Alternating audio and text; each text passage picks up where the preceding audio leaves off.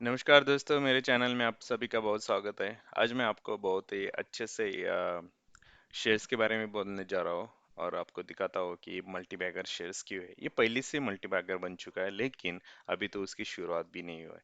और मैं दिखाता हूँ कि मैंने ये बहुत दिन पहले एक शेयर ढूंढ के निकाला था, जिसमें इन्वेस्टमेंट भी की थी। और अभी इन्वेस्टमेंट कैसी है, और अभी भी इस पे बहुत सारा पोटेंशियल बाकी है।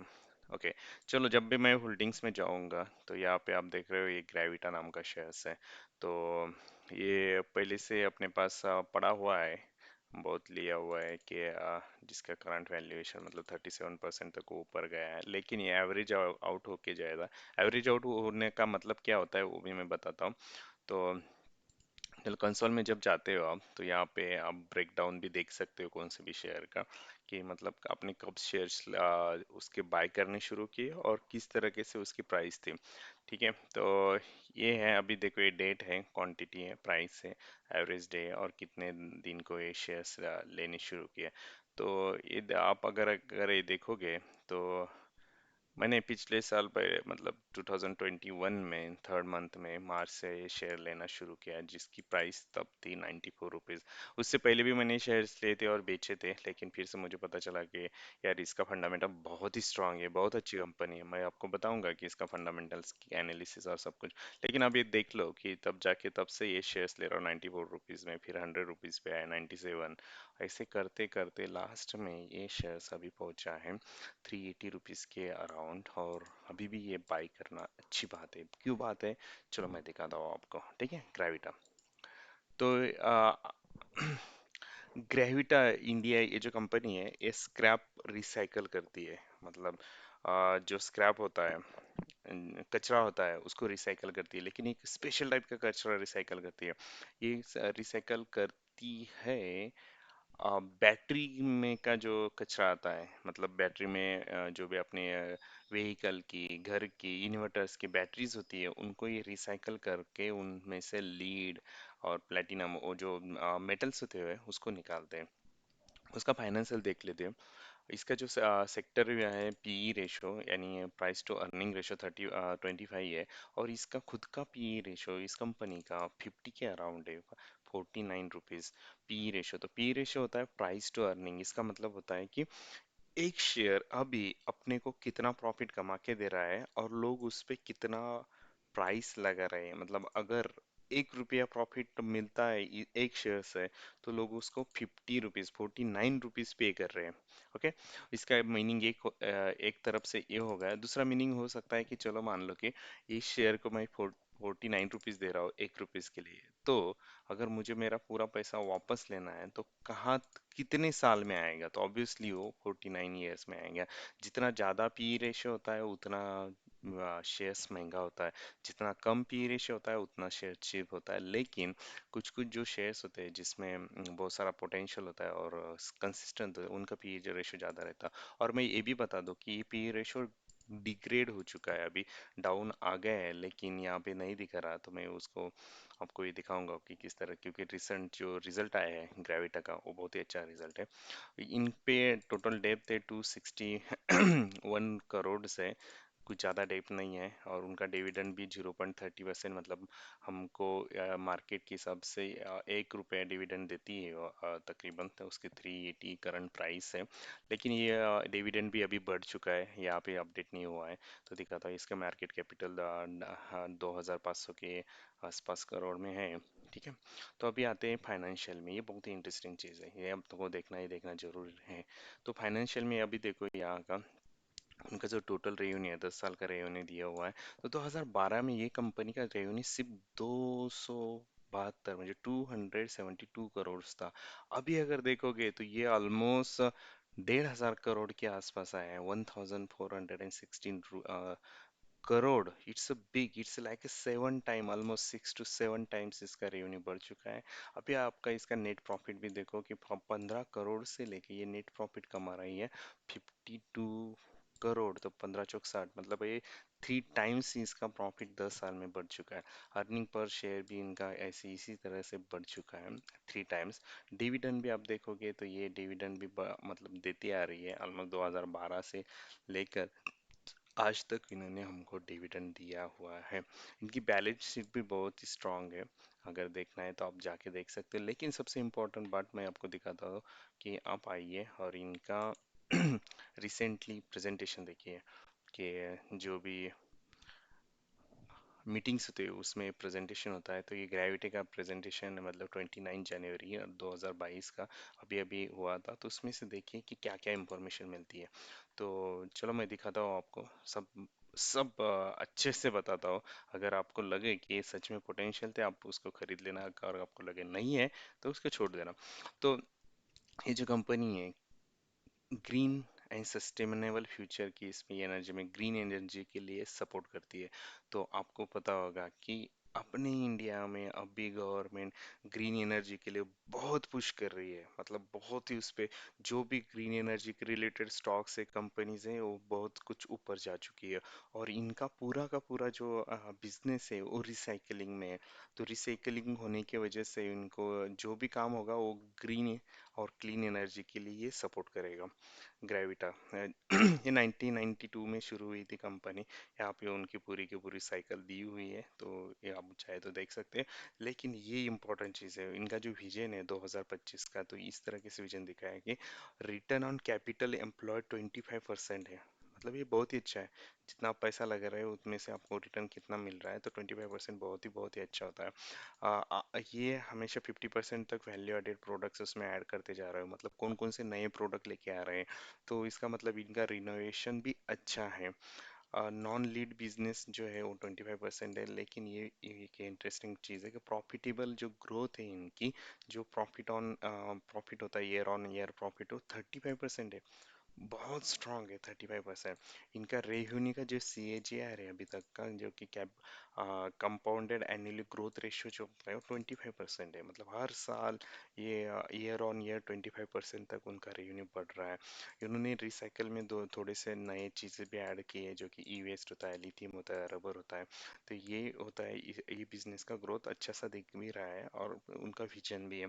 अभी पिछले 10 साल से अगर देखा जाए, लास्ट के 10 साल में क्या हुआ, तो अभी ये देखो कि इनका जो 5 ईयर का सी ए जी आर है उनका 27% है। बहुत ही स्ट्रांग है। ये बहुत सारे कम बिजनेस को ऐसे मिलता है। लेकिन एक जगह पे जाके कैपेक्स हो सकता है, लेकिन हम देखते हैं कि इस बिजनेस में कैपेक्स होने वाला है जल्दी या नहीं होने वाला। अगर इसमें कौन से ऐसे स्ट्रांग ड्राइवर है कि ये इस बिजनेस को सस्टेन कर सकते हैं। अभी इनका जो प्रॉफिट आफ्टर टैक्स होता है, जो नेट प्रॉफिट होता है, ये इसका जो सी ए जी आर है 764% है। ये ये बहुत ही स्ट्रांग है। मतलब ऐसे ट्रांडिशनल जो बिजनेस होते हैं टेक्नोलॉजी छोड़ के, इसमें इतना profit margin, net profit margin देखने को नहीं मिलता। तो ये एक अच्छा बहुत स्ट्रॉन्ग पॉइंट दिखाई देता है कि ये इसके बिजनेस का जो 5 इयर्स का जो इनका प्रॉफिट है वो बहुत ही अच्छे से चल रहा है।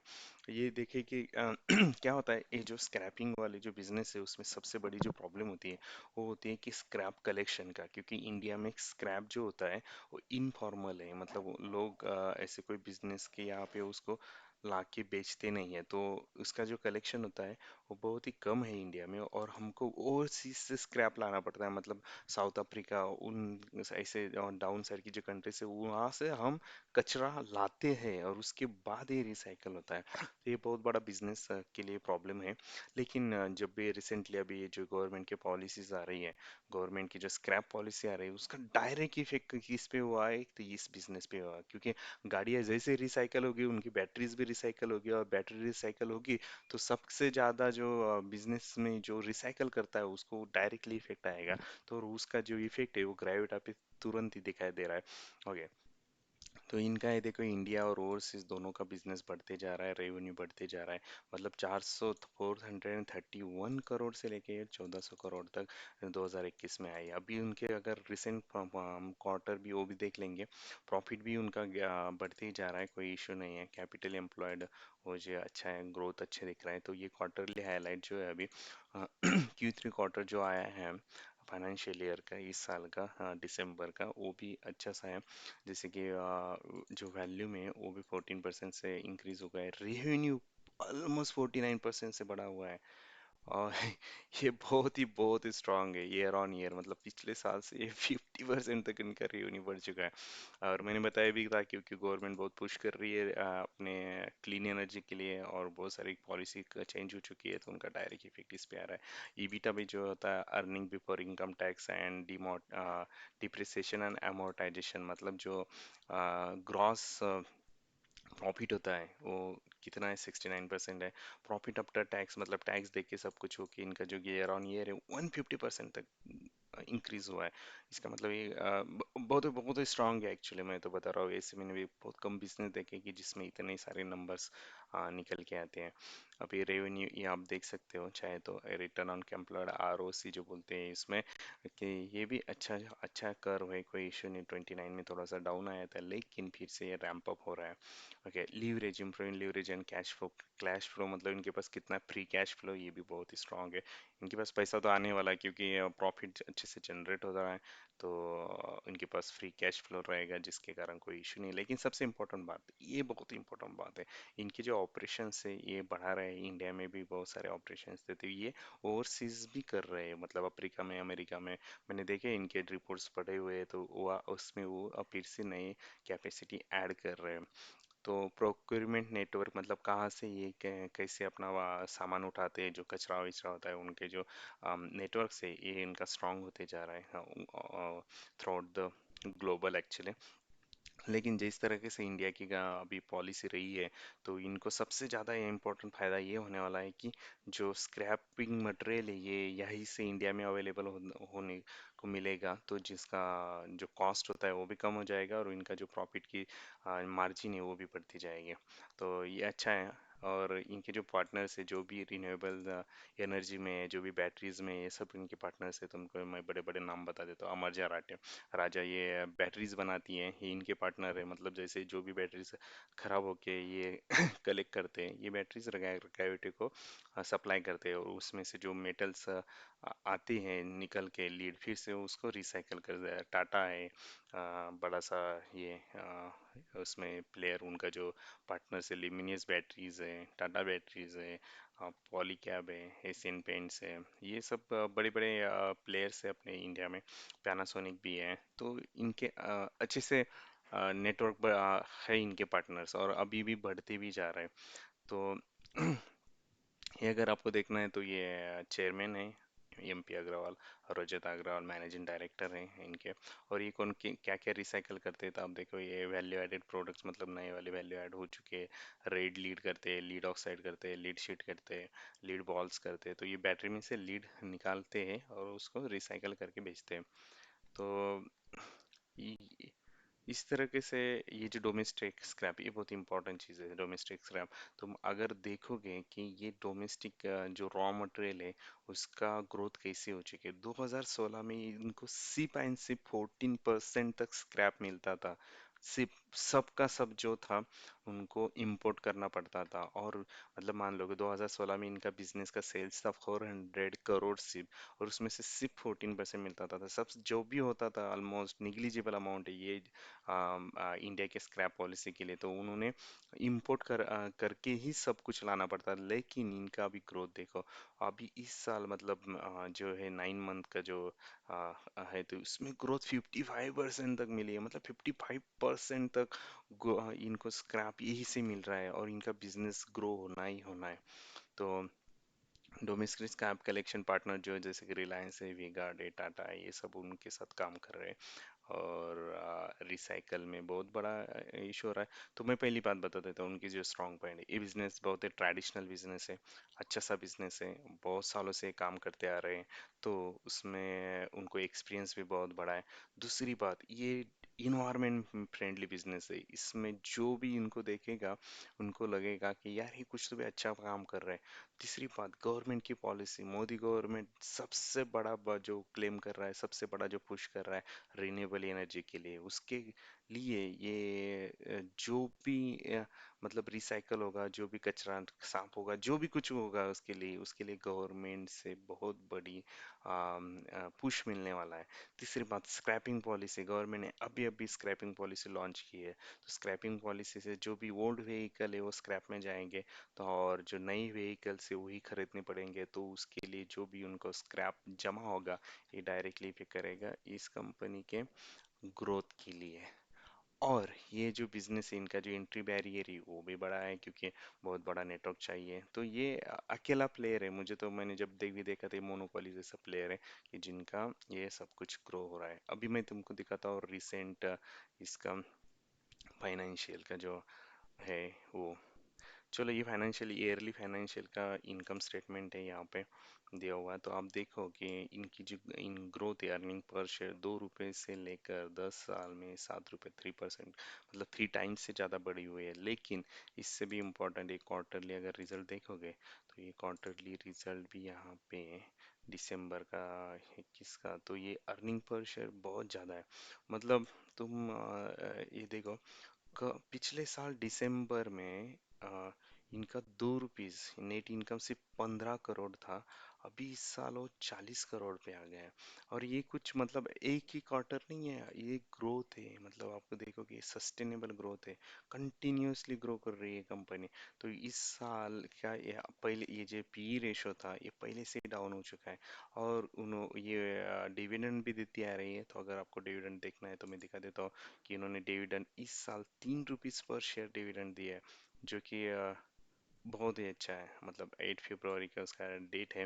तो 3 रुपीज, मतलब ये देखो, तो डिविडेंड भी बढ़ता ही जा रहा है। पिछले साल उन्होंने 1.1 रुपीज दिया था, अभी इस साल पहले इसमें आपको 3 रुपीज डिविडेंड मिलेगा। चलो मान लो कि ये शेयर अगर आपने 50 रुपए में खरीदा होता, 50 रुपए में, क्योंकि 50 रुपए में था, मैं दिखाता हूँ आपको, 1 साल पहले ये जो शेयर्स था, इससे भी मतलब 50 रुपए में था ये इससे पहले। अगर आप देखोगे तो बहुत ही कम इसकी प्राइस थी यहाँ पे।